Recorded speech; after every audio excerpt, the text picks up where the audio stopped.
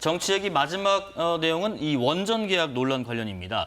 정부가 쾌거라고 했던 26조 규모의 체코 원전 수주가 알고 보니 굴욕 수주 아니었냐는 논란인데요. 한국수력 원자력과 한국전력이 체코 원전 수출을 위해서 미국 기업과 불리한 계약을 맺었다는 언론 보도가 나왔습니다. 대통령실이 계약 전반에 대한 진상 파악 지시를 내렸습니다.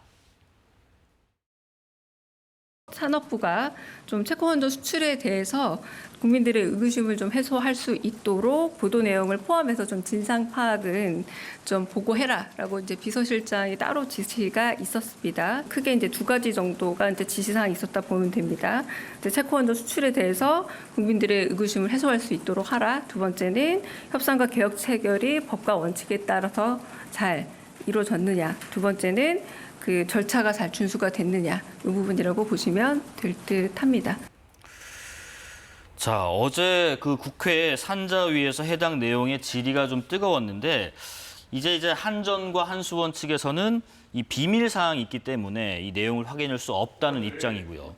이 보도 내용이 사실이라면 국익에 좀 민감한 사안이기 때문에 국민이 알 권리가 있지 않느냐 하는 얘기도 있는데 이런 문제는 정치권이 어떻게 처리하는 게 맞을까요? 근데 이게 언론 보도를 통해서 알려졌거든요. 네. 만약에 언론 보도가 없었다면은 그대로 묻히고 넘어갈 일인데 언론 보도를 통해서 경악을 금치 못할 사안이 밝혀진 겁니다. 크게 두 가지인데요. 네. 하나는 소위 말하는 원전 주권을 박탈당한 셈입니다. 원전 주권 50년 박탈. 동안 네. 원전 1기에다가 원전 1기를 원전 수출을 하려면 1조가 넘는 돈, 1조 1,000억이 넘는 돈을 갖다 바쳐야 되는 매우 심각한 국부 유출 원전 주권을 박탈당한 일이다 이렇게 말씀드리고 싶고요. 두 번째는 뭐냐면 원전 수출 범위를 스스로 족쇄를 채워버렸습니다.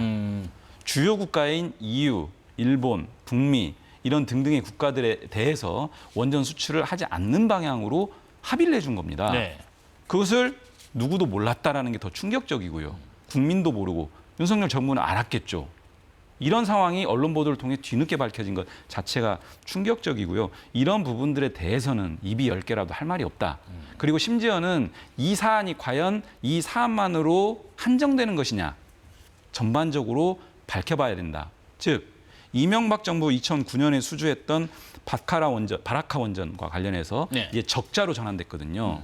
이 부분과 관련해서도 어떤 또 다른 이면 합의가 있었던 건 아닌지를 포함해서 원전 수출 과정에서의 이런 아주 나쁜 선례가 있었는지를 전반적으로 확인할 필요가 있기 때문에 저런 지시가 나온 겁니다. 한 세 가지 정도 지적하신 것 같아요. 첫 번째가 원전 주권이 박탈됐다라고 하는 부분, 또 하나가 스스로 족쇄를 채웠다는 부분, 하나는 이제 혹시 이면 합의나 이면 계약이 있었던 거 아닌가 하는 의혹까지 제기해 주셨습니다. 어떻게 생각하시는지? 일단 사실관계를 말씀을 몇 가지 이제 보완해서 드리자면 네. 이게 이제 26조 원 규모 계약입니다. 그리고 이제 거기에 앞서 말씀하신 앞으로의 이제 원전 수출 한 기에 1조 원 정도 그런 부분이 우리가 원해서 우리가 한 것은 아닌 것이지 않습니까? 그다음에 이제 일본과 북미 EU에 대해서는 웨스팅하우스가 계약하도록 한다 이제 이런 부분인데 북미는 원래 웨스팅하우스의 이제 안방 같은 곳이라서 우리가 수주할 가능성이 별로 없는 곳이고 일본도 자체 원전 생태계가 있기 때문에 실질적으로 우리의 시장이 아닌 그런 곳입니다. 그럼 왜 이런 일이 있었느냐? 우리가 다 기억하는 일 아닙니까? 웨스팅하우스가 이 문제에 대해서 이의를 제기했고 실질적으로 협상에서는 상대방의 논리에 대해서 우리가 양보할 수밖에 없는 그런 상황이 있을 때도 있는 것이고 또 힘의 논리도 현실적으로 작용을 하는 것이지 않습니까? 예컨대 이번에 한미 간의 관세 협상, 통상 협상이 타결됐는데 5년쯤 지난 다음에 아니 그때 왜 FTA여서 관세 0%였던 것을 15%까지 올려줬습니까? 그리고 왜 500조 원이나 우리가 투자하는 그런 노예 계약을 맺었습니까? 이렇게 얘기한다면 그걸 어떻게 반론을 하겠습니까? 그 당시에 그 상황과 상황의 논리가 있는 것입니다. 이것이 왜 그렇게 됐었는지 한번 따져보고 아니 정말 이게 누가 뭐 개인적인 이익 때문에 그랬다든지 아니면 하지 않아도 될 일인데 했다든지 그렇다면 문제를 삼아야 되는 것이지만 그렇지 않고 이것이 마치 뭔가 흑막 속에서 이루어진 것처럼 언론 보도 때문에 알았다고 말씀하시지만 어느 언론이 보도하니까 일사불란하게 그다음에 바로 대통령실이 그것에 대해서 지시를 하고 이런 것이 군사작전처럼 이루어졌다라고 언론들이 평가를 하고 있거든요.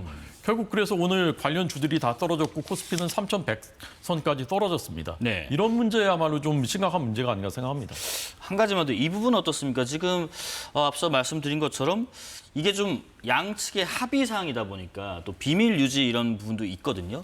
그렇지만 어디까지 우리가 좀 확인할 부분은 확인하고 알릴 부분은 알릴 것인가 하는 부분도 있습니다. 한번 의견 듣고 마무리해 보겠습니다. 통상적인 예. 이런 합의서나 계약서 문서에서 비밀 유지 의무라고 하는 것이 대외적인 공개, 네. 누설 이런 부분들을 의미하는 것이 일반적인 법리고요. 국회에서 또는 기관에서 국가기관을 말씀드리는 네. 겁니다. 이 내부적으로 확인하는 과정들, 예를 들면 국정조사나 국정감사나 이런 과정들에서 그런 문서의 내용들을 확인하는 과정이 과연 비밀 유지 의무에 어긋나는 것인지 이 점을 하나 짚고요. 네. 두 번째는 한가한 소리를 할 때가 아닙니다. 어마어마한 일을 저지른 겁니다. 국민의힘 입장에서도 이런 일들이 어떤 공공기관에서 벌어졌다면 이것은 명명백백하게 진실을 밝히고 어떤 책임들이 있는지 문제는 없었는지 재발 방지는 어떻게 해야 될지 당연히 이견이 없을 겁니다. 이게 마치 문제가 없는 일인 것처럼 얘기할 그런 정당은 없을 거라고 생각을 하고요. 네. 차제에 이런 일들이 또다시 벌어지지 않도록 하기 위해서는 이번에 정확하게 진상을 밝혀내고 합당한 책임 추궁할 게 있으면 하고 필요한 수사가 있다면 해야 된다.